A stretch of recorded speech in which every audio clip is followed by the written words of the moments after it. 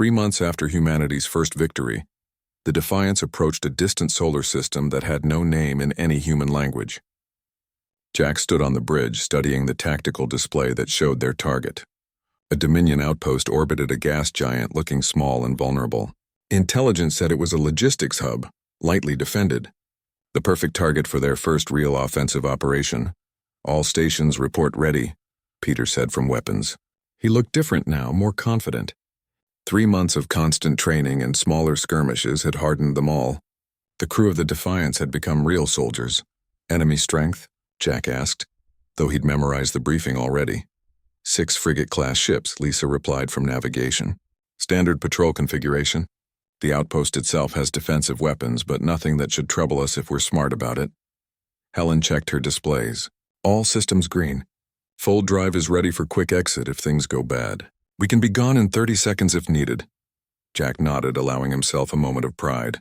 His crew had come a long way from that first panicked battle with the scout ship.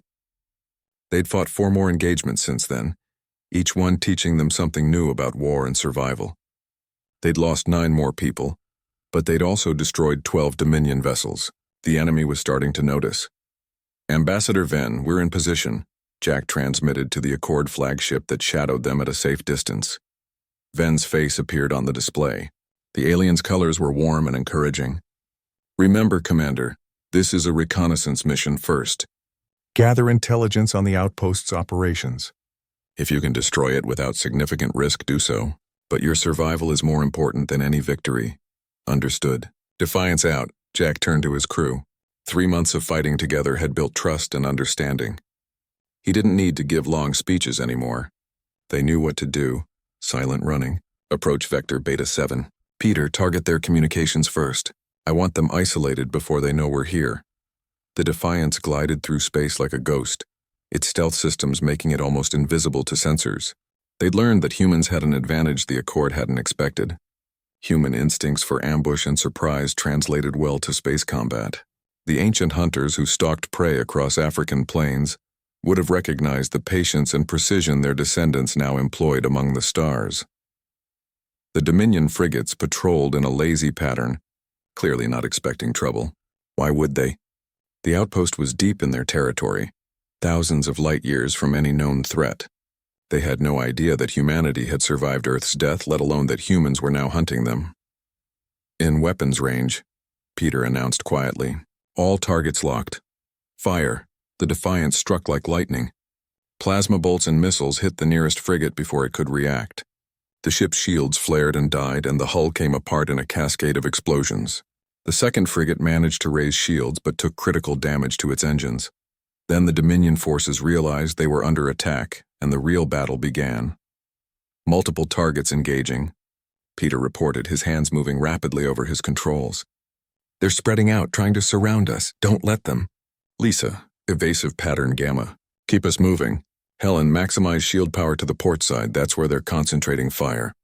The bridge shook as energy weapons hammered their defenses.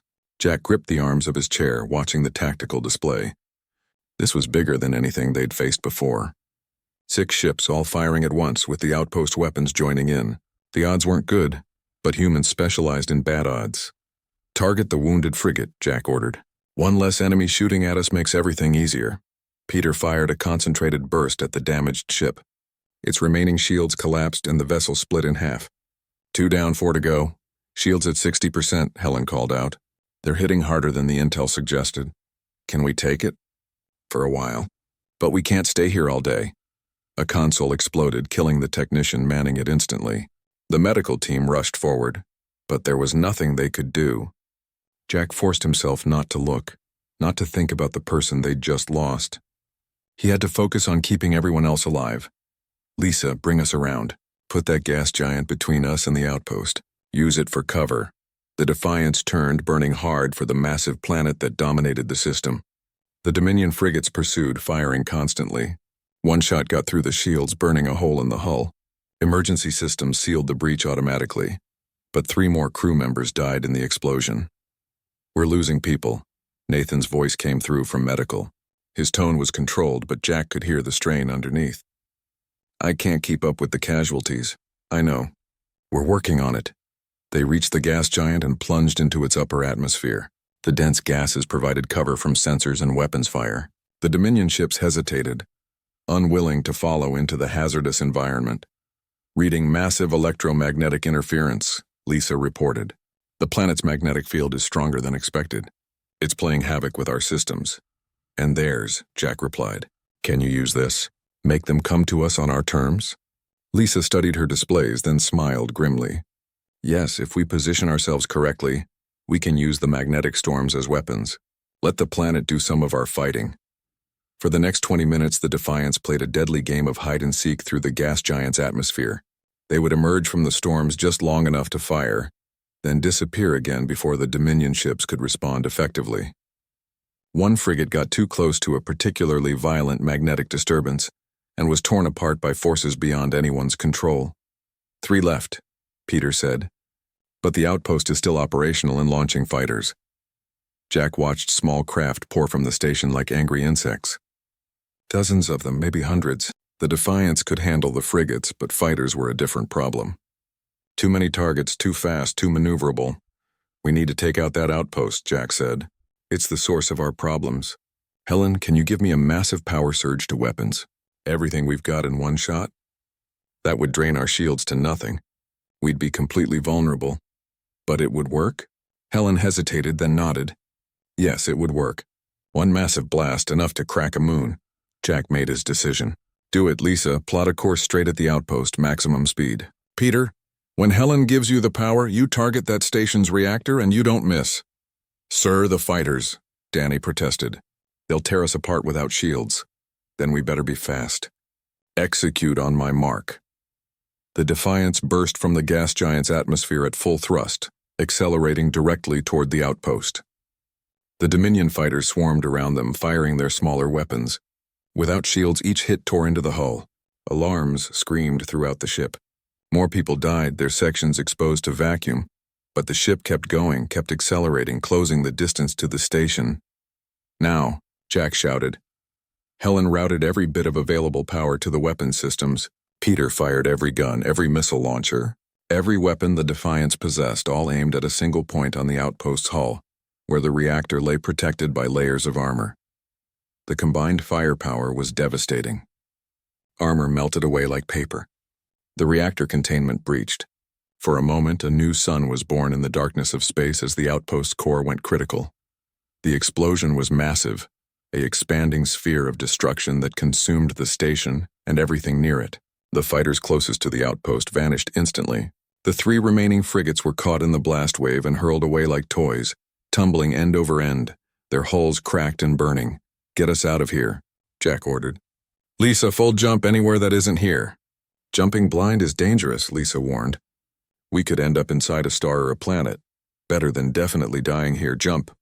Space twisted and the Defiance vanished from the battlefield, leaving behind nothing but wreckage and expanding debris. They emerged in empty space, far from any star system. Emergency lights lit the bridge in red. Smoke filled the air. Sparks fell from damaged systems. But they were alive. Damage report, Jack croaked. Helen's voice was weak.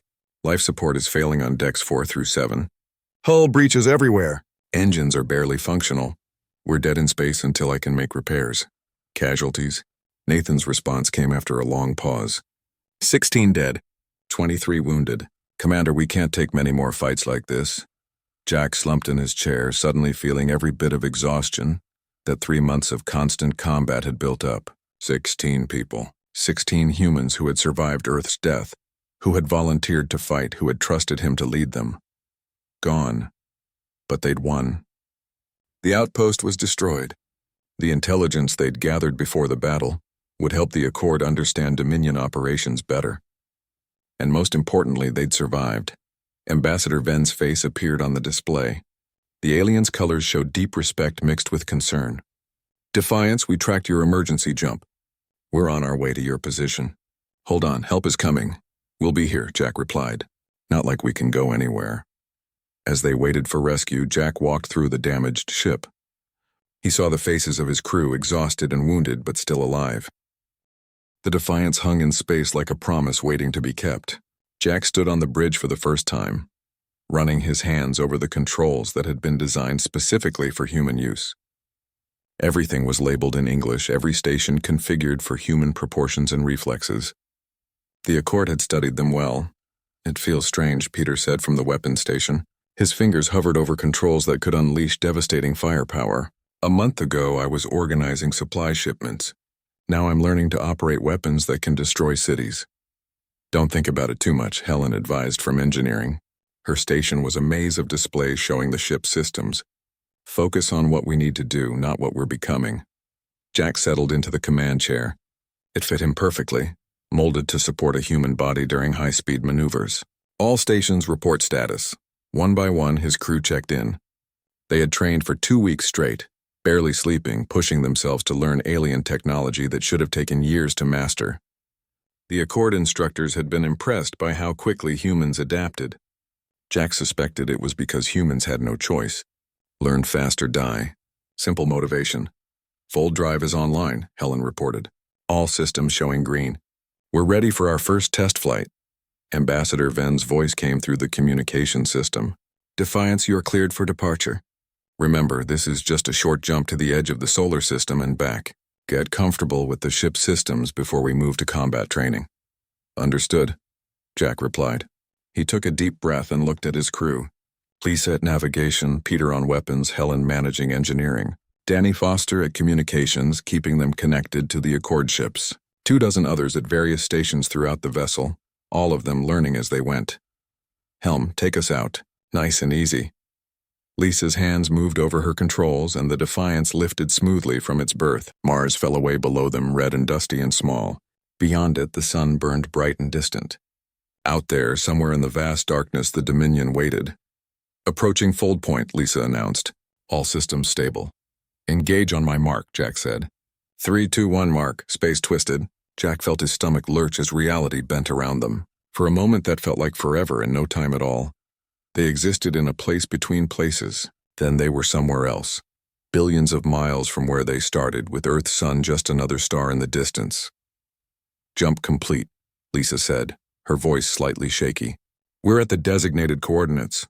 All crew reporting in, no injuries." Jack let out a breath he didn't know he'd been holding. "Well done, everyone. Let's sit here for a moment and run diagnostics. I want to make sure everything's working before we jump back." They spent an hour checking systems, running tests, getting familiar with their ship. The Defiance responded to their commands like it had been waiting for them. Every weapon, every scanner, every system worked flawlessly. The Accord built good ships. "Commander, I'm picking up something on long-range sensors," Danny said suddenly. "It's faint, but there's definitely something out there."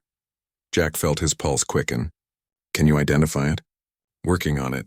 The signature is strange. Not matching any Accord vessels we've seen. Wait, I'm getting better resolution. Commander, it's moving fast. Really fast. And it's heading toward the inner system." "Toward Mars?" "Yes, sir." Jack's blood ran cold. "Get Ambassador Ven on the line. Now." Ven's face appeared on the main display within seconds.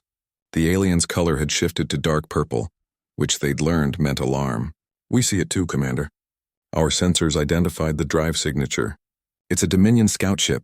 They found us already?" "It appears so. They must have been searching the area where Earth used to be, expanding their sweep pattern. They've detected your colony's transmissions. Can we intercept?"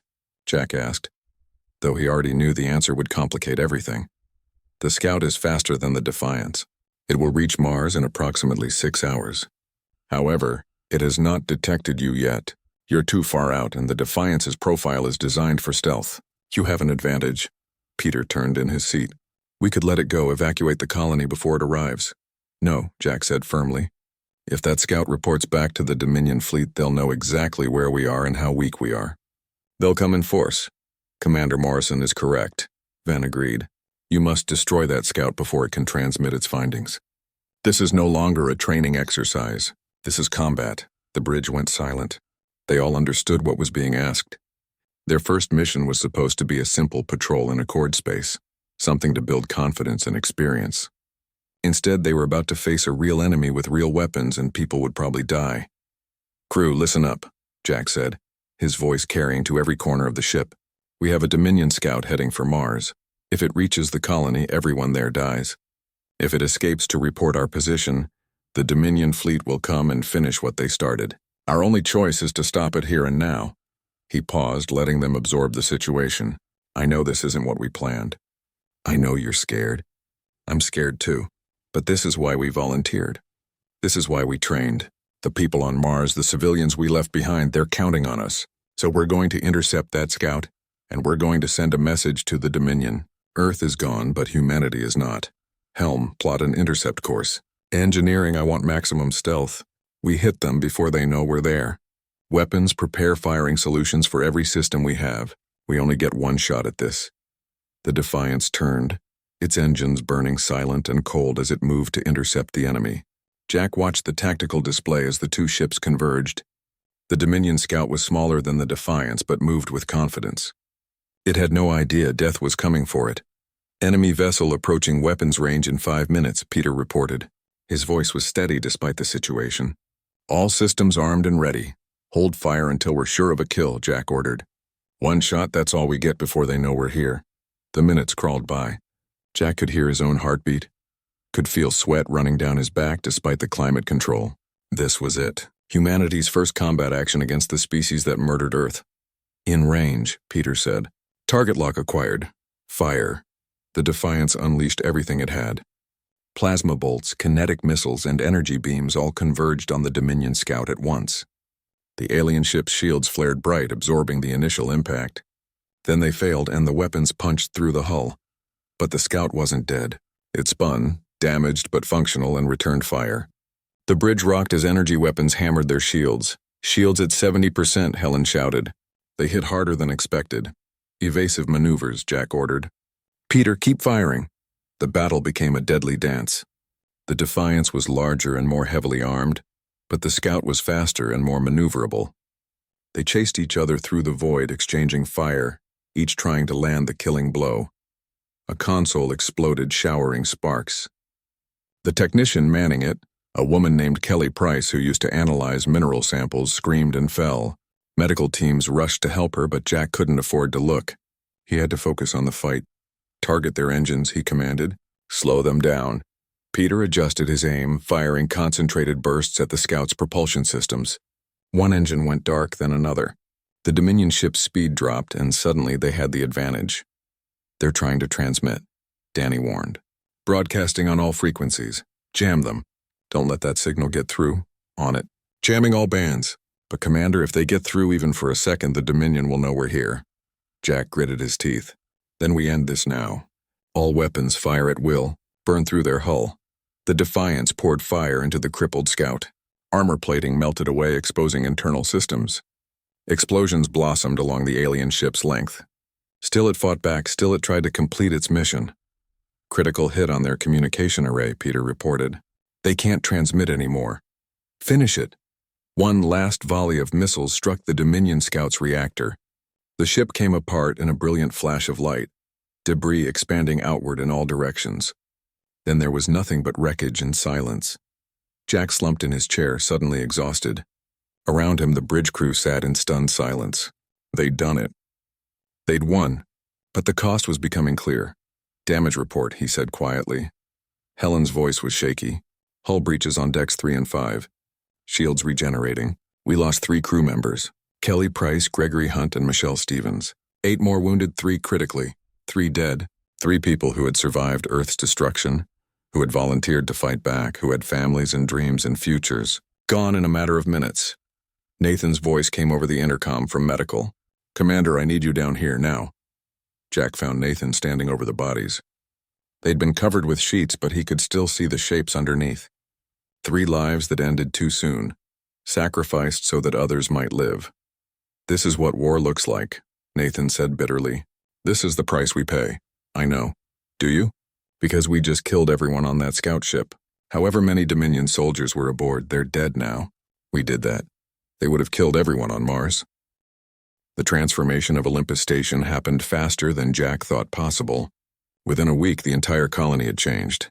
The Accord brought ships daily, each one carrying equipment that looked like magic compared to human technology.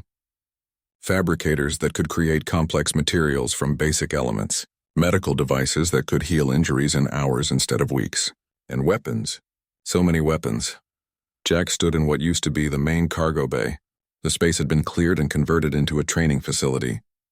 Around him, men and women practiced with energy rifles under the watchful eyes of Accord instructors. These were people who had been scientists and engineers just days ago. Now they wore adaptive combat suits that shifted to match their movements and learned to fire weapons that could punch through steel. Lisa Grant moved through the training course with surprising grace. She had been a botanist, spending her days growing vegetables in the hydroponics bay. Now she carried a plasma rifle and hit targets with frightening accuracy. The magnetic field contains the plasma bolt, she explained to a group of newer trainees, her teaching instincts taking over. You're firing a piece of star matter at your target. The rifle handles most of the physics, but you need to understand the basics. This weapon demands respect. One of the trainees, a young man named Danny Foster who used to repair water recyclers, raised his hand. What happens if we miss? The bolt will travel until it hits something or the magnetic field collapses, usually after about 200 meters. So don't miss. Every shot you fire could hit something you didn't intend. Jack moved on to another section where Helen worked with Accord engineers. They stood around holographic displays showing ship schematics. The Defiance floated above them in miniature, every system labeled and explained. The fold drive bends space. An Accord engineer named Kess explained. Kess looked like living crystal, transparent and reflecting light in rainbow patterns. Your species uses the term warp drive in your fiction, yes? Similar concept, but the execution is different. How different? Helen asked, her hands moving through the hologram to examine the drive system. Your fictional drives move the ship through space. Ours move space around the ship. The vessel remains stationary while the universe shifts. It is much more efficient and allows for faster-than-light travel without time dilation effects. Helen's eyes lit up with understanding. So we're not actually moving at all. We're making the destination come to us. Precisely.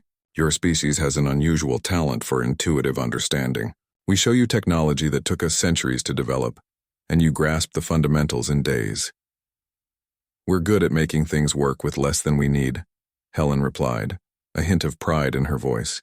It's what humans do best. Give us broken tools and impossible problems and somehow we find solutions. Jack smiled slightly at that. It was true. Humans had always excelled at improvisation, at finding ways to survive when everything suggested they shouldn't. Maybe that would be enough against the Dominion. Maybe. His smile faded as he entered the medical wing. Nathan stood in his office arguing with an Accord medical specialist. The alien looked like a walking plant with bark-like skin and leaves growing from its shoulders. These are civilians, Nathan was saying, his voice tight with frustration. Teachers, farmers, children. You want to turn them all into soldiers?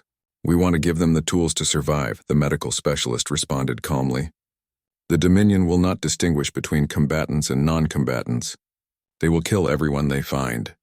So your solution is to make everyone a killer? To strip away the last of their humanity? Nathan, Jack interrupted, stepping into the office. Can I talk to you? The medical specialist took the hint and left. Nathan slumped into his chair looking exhausted. He hadn't been sleeping well. None of them had, but Nathan took it harder than most. We're becoming the thing we always feared, Nathan said quietly. When I was a kid, I read about the world wars, the death camps, the atomic bombs. I thought humanity had moved past that kind of violence. We were going to the stars, building a better future. Now look at us. We're building weapons and training for war. Jack sat down across from his friend. The Dominion made that choice for us. Did they? Or are we choosing this because it's easier than finding another way? What other way is there? Run and hide? For how long? The Accord says the Dominion has destroyed 43 civilizations, 43 worlds full of people who probably tried to run and hide. It didn't save them. Nathan was quiet for a long moment. When he spoke again, his voice was barely above a whisper. What if we become monsters in the process? What if we win this war but lose everything that made us human? Then we'll deal with that when the time comes. Right now we need to survive. We can worry about our souls later. It wasn't a satisfying answer and they both knew it. But it was the only answer Jack had. He left Nathan in his office and continued his rounds. The station had become a hive of activity. Everywhere he looked, people were learning, training, preparing. Some embraced it eagerly, throwing themselves into combat training as a way to channel their grief and anger. Others went through the motions mechanically, doing what needed to be done without enthusiasm. In the recreation room, A group of younger colonists practiced hand-to-hand combat with an accord instructor who resembled a large cat standing upright. Children watched from the sides, their eyes wide. Even the kids knew something big was happening, even if they didn't fully understand what. Jack found Peter on the observation deck that evening. The young man stood at the window, watching the construction activity above the station. The Accord had brought additional ships and equipment, building platforms and support structures around the Defiance. "How are you holding up?" Jack asked, joining him at the window. Peter didn't answer immediately. He kept staring out at the ships moving through the void like fish in an ocean. "Ambassador Venn told me the Defiance will be fully ready in 2 weeks," he finally said. "Then we head to Accord space for advanced training. That's fast, not fast enough. The Dominion could come at any time. Every day we're not ready is a day we might not survive." Jack studied Peter's profile in the dim light. The young man had aged in the past few weeks. They all had. Grief and responsibility had carved lines into faces that were too young to carry such weight. "I keep thinking about my sister," Peter continued. "Karen. She was living in New Seattle, working as a teacher. 2nd grade. She loved those kids like they were her own." His voice cracked slightly. "I was supposed to visit her the month after the convergence. I kept putting it off because I was too busy, too focused on my career here on Mars. Now I'd give anything to go back to a boring office job if it meant she was still alive. The Dominion took that choice from us. I know. That's why I'm doing this. That's why I'll learn to fly that ship and use those weapons. Not because I want to, but because someone has to pay for what was done to her. To all of them." Jack put a hand on Peter's shoulder. "When we go into combat, that anger is going to be useful. But you need to control it, not let it control you. Anger makes you reckless, and reckless gets you killed. Is that what you do? Control your anger?"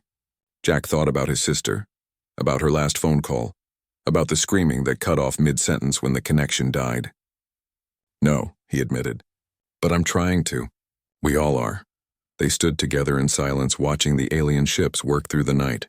Mars hung below them, red and cold and empty except for their small colony. Somewhere out there, beyond the asteroid belt, beyond Jupiter and Saturn and the edge of the solar system, the Dominion existed, an empire built on genocide, convinced that young civilizations were threats to be eliminated.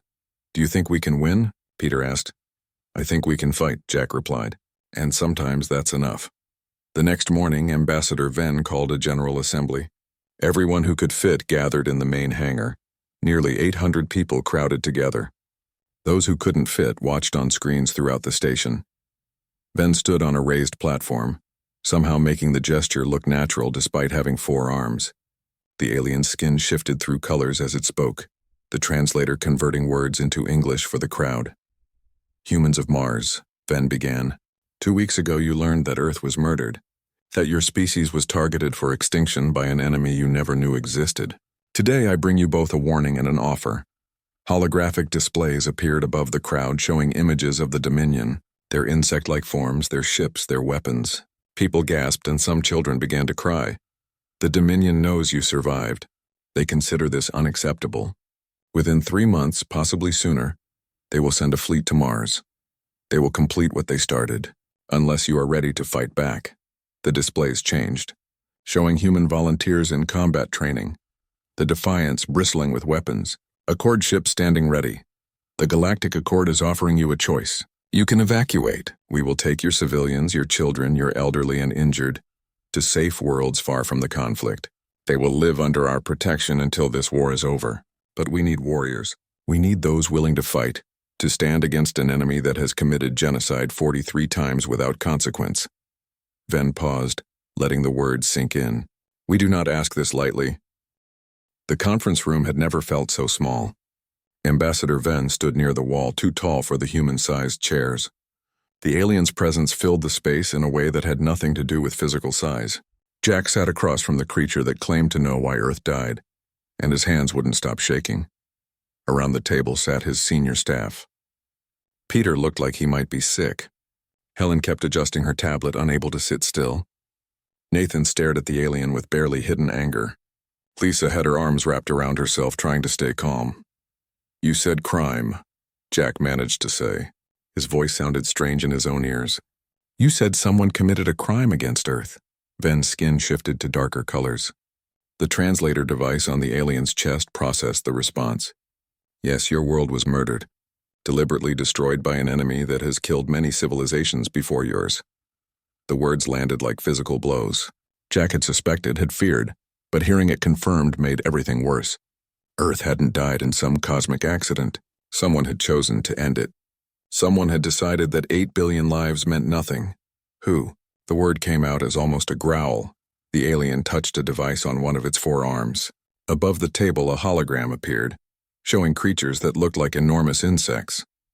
They had multiple legs, mandibles that could probably crush steel, and eyes that reflected no light at all. They looked like nightmares made real. The Dominion, Ven explained. They are an old civilization, ancient by your standards. They believe that young species like yours are dangerous. They eliminate emerging civilizations before they can become threats. We never threatened anyone, Peter said, his voice breaking. We were just starting to explore our own solar system. We weren't even close to leaving it. That does not matter to the Dominion.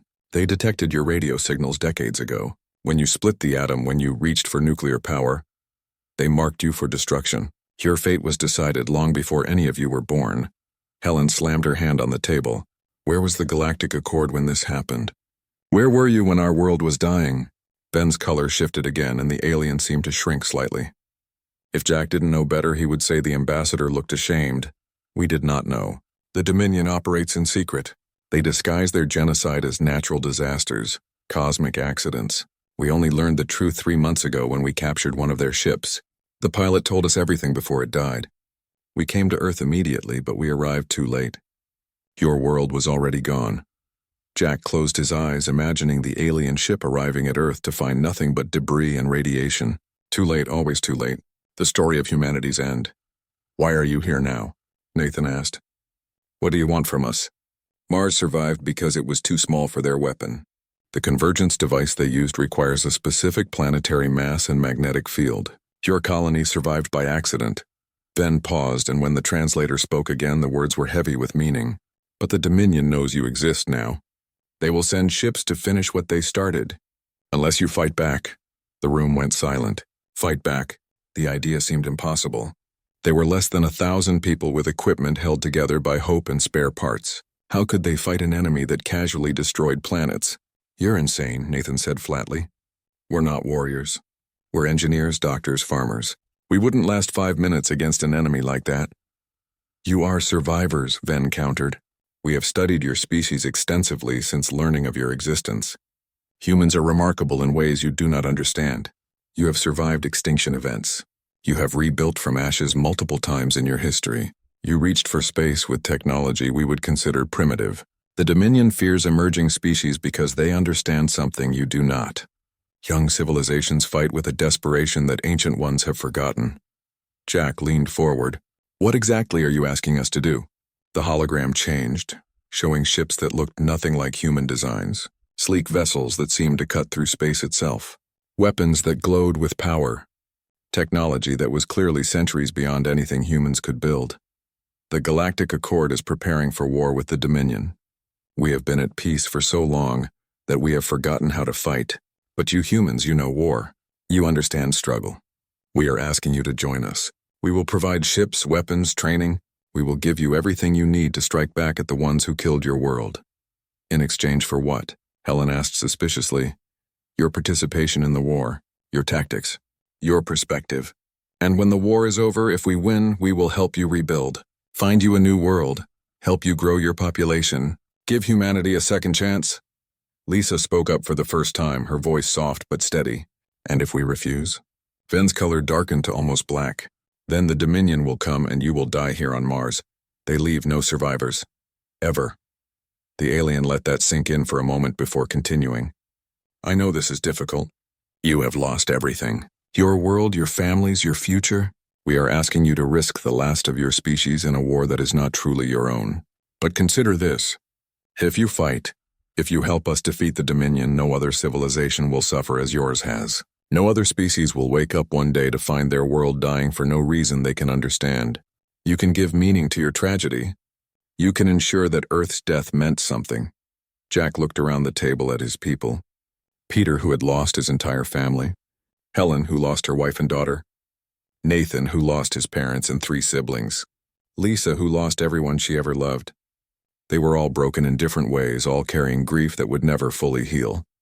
But underneath the grief, Jack saw something else. Anger. A burning rage at the injustice of what had been done to them. Earth hadn't deserved to die. Humanity hadn't deserved extinction. And the creatures responsible needed to pay. "How long do we have to decide?" Jack asked. "The Dominion will likely send a ship within 3 months. Perhaps 4 if we are lucky. After that, your time runs out. Can we see the ship you're offering?" "The weapons?" Ven's color shifted to something that might have been approval. "Yes. We have brought everything necessary to begin your training immediately. If you agree, we can start today." Jack stood up, his decision made. "Show us." The alien led them through the station to the main airlock. Outside, through the reinforced windows, they could see the Accord ship in orbit. But Ven directed their attention to something else. In the distance, descending through the thin atmosphere, came another ship. This one was different. Smaller than the Accord vessel, but still massive by human standards. It had angles that suggested purpose, weapons visible even from this distance. And somehow, despite being alien in construction, it looked like something humans might have designed if they'd had another century of development. "We built this for you," Ven explained, "using our technology but designed for human hands and human minds. It will take time to learn, but our specialists believe your species will adapt quickly." The ship landed in the flat plain near the station. Its hull was dark gray, covered in panels that seemed to absorb light. Weapons bristled from multiple points. It looked dangerous. It looked deadly. "What do you call it?" Peter asked, staring at the vessel with something like awe. "That is for you to decide. It is your ship, humanity's first true warship." Jack watched the ship settle onto the Martian surface, landing struts deploying with mechanical precision. He thought about Earth, about his sister's last phone call, about 8 billion people who never got a chance to fight back. He thought about the Dominion and their casual genocide, their belief that emerging civilizations should be eliminated like pests. "We'll call it defiance," he said quietly, "because that's what we're offering. Defiance against extinction. Defiance against those who think we should just disappear quietly." Ven's color shifted to bright silver, which they would later learn meant profound respect. "Defiance, yes, that is appropriate." Nathan stepped forward, his earlier objections apparently forgotten. "If we do this, if we agree to fight, I have conditions. We're not just going to be weapons for you to aim at your enemies. We need guarantees, protection for our civilians, a real plan for rebuilding humanity, and we need to know everything about the Dominion, everything about this war we're joining." "Agreed," Ven said immediately. "We have prepared extensive materials on the political situation, the military capabilities of both sides, and potential strategies. You will have full access to all intelligence. As for your people, we can evacuate your non-combatants to a secure location within Accord space. They will be safe while you fight." "How many of us are you expecting to fight?" Helen asked. "As many as are willing.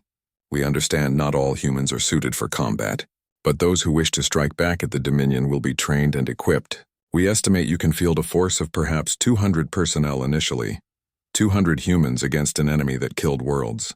The odds seemed impossible. But Jack had learned something important over the past 3 months. Humans were good at surviving impossible odds. They specialized in it. "When do we start?" he asked. "Immediately, if you wish. We have instructors standing by." The red dust of Mars moved across the window like waves on an ocean. Jack Morrison stood alone in the observation room, watching the sun sink behind the massive canyon in the distance. The sky turned from pink to deep purple as darkness came. He pressed his hand against the cold glass and thought about home. Not this metal station with its narrow hallways and recycled air, but real home. Earth. 3 months had passed since the world ended. Jack still couldn't wrap his mind around it. One day Earth was there, blue and green and full of life. The next day it was gone. Not destroyed by war or asteroid, but simply torn apart by something nobody understood. The scientists called it the convergence. Jack called it the end of everything. He remembered the last transmissions from Earth. The panicked voices. The screaming. His sister had called him from California, her voice breaking as she told him the sky was on fire. Then the connection died. Everything died. 8 billion people gone in less than a day. Now there were only 847 humans left in the universe. All of them lived here, in Olympus Station on Mars. The colony had been built to house miners and scientists, not to become humanity's last refuge. But here they were, survivors by accident, living in a place never meant to be permanent. Jack had been a logistics coordinator before. He organized supply shipments and managed schedules. Simple work, safe work. Now he was Commander Morrison, leader of the last humans alive. He never wanted the job, but someone had to do it, and people looked to him for answers he didn't have. The door behind him opened with a soft hiss. Jack turned to see Peter Hayes walking in quickly. The young man looked worried, which wasn't unusual these days. Peter had been a communications officer before everything changed. Now he ran the command center and tried to keep their old equipment working. "Commander, we've got something," Peter said, slightly out of breath. Jack felt his chest tighten. "What kind of something?" "Movement on the long-range sensors. Something big coming from the asteroid belt. It's heading straight for Mars." Jack followed Peter through the narrow corridors. They passed the hydroponics bay where Lisa Grant worked with the plants that kept them fed. She looked up as they hurried by, concern crossing her face. In the medical wing, Dr. Nathan Cross was helping an older woman with her medicine. He called out a question, but Jack didn't stop to answer. The command center was small and crowded with equipment from 3 different stations. Screens showed data in green and amber text. Peter pointed to one display that showed a blinking dot moving toward their position. "How big?" Jack asked, leaning closer to study the readout. "Massive. At least 3 times the size of this entire station. And it's not natural. The movement is too precise, too controlled." Helen Carter pushed her way into the room. The chief engineer had grease on her hands and looked tired. She always looked tired these days. "What's going on?" "We might have company," Jack said. Helen's eyes went wide. "The Europa station? Did they make it?" Peter shook his head. "Wrong direction. Wrong size. This is coming from deep space." The room went silent. Everyone understood what that meant. For 3 months they had believed they were alone, the only survivors of a dead world, isolated on a planet that could barely support life. Now something else was out there. Something that could cross space the way humans once drove cars on highways. Could it be debris? Helen asked, though her voice suggested she already knew the answer. "Debris doesn't adjust its course," Peter replied, pulling up more data. "This thing is under intelligent control." It's a ship, Jack felt dizzy. A ship meant aliens. It meant they weren't alone in the universe. It meant first contact was happening right now, while humanity was at its weakest, broken and scattered. "How long until it reaches orbit?" he asked. Peter checked his screens. 6 hours, maybe 7. Go to alert status. Wake everyone up. I want every person in this station ready for whatever happens next. Helen, check all our systems, life support, communications, everything. Peter, get every scanner we have pointed at that ship. I want to know everything about it. As people moved to follow his orders, Jack grabbed the station-wide intercom. His hand shook slightly as he pressed the button. Throughout Olympus Station, speakers crackled to life. "This is Commander Morrison. We have detected an unknown vessel approaching Mars. This is not a drill. All personnel report to your stations immediately. Remain calm and follow emergency procedures. We'll know more soon." He released the button and listened to the alarm begin its steady pulse through the station. In the distance, he could hear people shouting questions, the sound of running feet, doors opening and closing. "What do you think it is?" Peter asked quietly. Jack looked at the young man. Peter had lost his entire family on Earth. His parents, his sister, his nephew, who was only 3 years old. Now fear and hope fought for control of his expression. "I don't know," Jack admitted. "But we're about to find out if we're really alone or if something else is out there." The hours that followed were tense. People gathered in groups talking in low voices. Some prayed.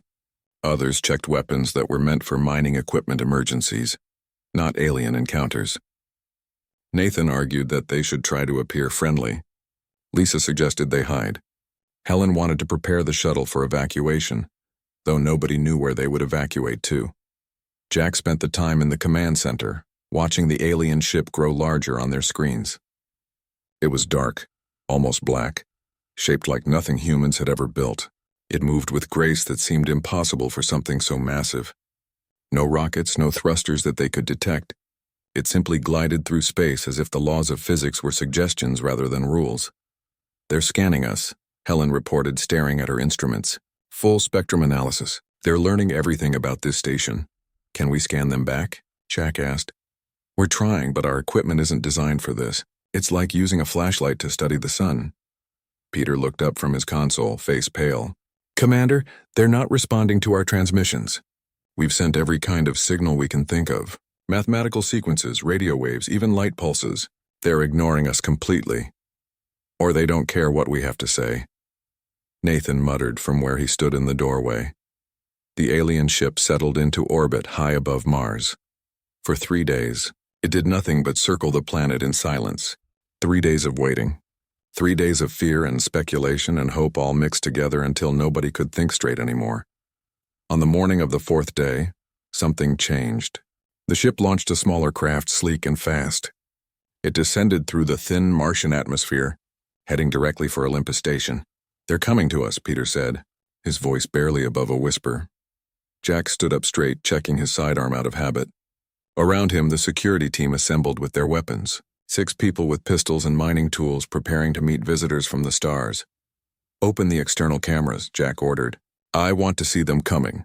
On the screen, the alien craft approached their main airlock. It was beautiful and terrifying, all smooth curves and dark metal that seemed to absorb light. It docked with their station smoothly, as if it had done this 1,000 times before. For a long moment, nothing happened. Jack could hear his own heartbeat in his ears. Then the airlock controls activated on their own. Override codes that should have been impossible to break were bypassed in seconds. The outer door cycled.